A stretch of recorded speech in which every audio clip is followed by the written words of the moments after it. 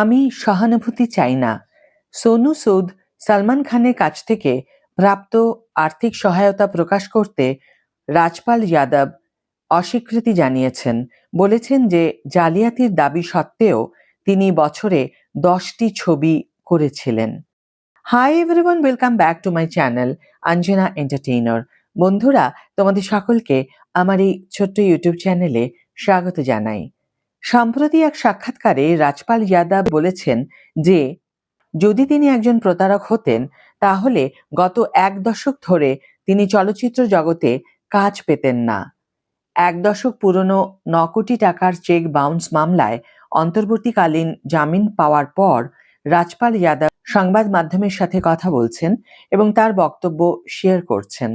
সম্প্রতি অভিনেতা জেলে কাটানো সময় সম্পর্কে মুখ খুলেছেন এবং প্রকাশ করেছেন যে তিনি অন্যান্য বন্দীদের যে খাবার পরিবেশন করা হতো সেই একই খাবার খেয়েছিলেন। তিনি আত্মপক্ষ সমর্থন করে বলেছেন যে তিনি যদি একজন প্রতারক হতেন তাহলে গত দশক ধরে চলচ্চিত্র জগতে কাজ পেতেন না। মিডিয়ার সাথে কথা বলার সময় রাজপাল চেক বাউন্স মামলার বিস্তারিত আলোচনা করা থেকে বিরত থাকেন, বলেন যে বিষয়টি বর্তমানে বিচারাধীন। তিনি স্বীকার করেন যে তিনি মিডিয়ার সাথে আলাপচারিতার সময় সতর্ক ছিলেন, কারণ তার কথার সামান্য ভুল ব্যাখ্যাও আইনি জটিলতা তৈরি করতে পারে। আমি চাই না একটি লাইনও সমস্যা হয়ে উঠুক, তিনি বলেন। রাজপাল আরও জানান যে তিনি একদিনের পর একদিন জীবনকে নতুন করে শুরু করছেন এবং প্রতিটি দিনকে নতুন করে শুরু করার জন্য বিবেচনা করছেন। 1 সপ্তাহেরও বেশি সময় জেলে কাটানোর কথা বলতে গিয়ে অভিনেতা বলেন যে সেই সময়কালে আদালত যা যা আশা করেছিল তিনি তাই করেছেন। আমি সকলের জন্য তৈরি একই খাবার খাচ্ছিলাম, তিনি বলেন। তিনি আরও বলেন যে তিনি আদালতের সমস্ত আদেশ মেনে চলবেন এবং কেবল হাইকোর্টই তার দৃষ্টিভঙ্গি শুনুক। যদি আদালত মনে করে যে আমি ভুল, আমাকে আবার জেলে পাঠানো হোক, আমি তা সম্মান করব, তিনি বলেন। 9 কোটি টাকার চেক বাউন্সের মামলাটি প্রায় 1 দশক আগের। অভিযোগকারী মুরলী প্রজেক্টস প্রাইভেট লিমিটেড রাজপালের পরিচালনায় প্রথম ছবি আতা পাতা লাপাতাতে 5 কোটি টাকা দিয়ে অর্থায়ন করেছিল। জানা গেছে অভিনেতা ছবিটি বক্স অফিসে সাফল্য না পাওয়ায় তা পরিশোধ করতে না পারার পর বছরের পর বছর ধরে ওই অর্থ 9 কোটি টাকায় বেড়ে যায়।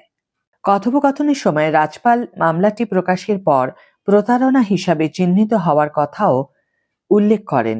যদিও তিনি চলচ্চিত্র জগতে অবিরাম কাজ পেতে থাকেন, তিনি উল্লেখ করেন যে শিল্পের সমর্থন তার প্রতি মানুষের বিশ্বাস এবং তার পাশে থাকার সিদ্ধান্তের প্রতিফলন।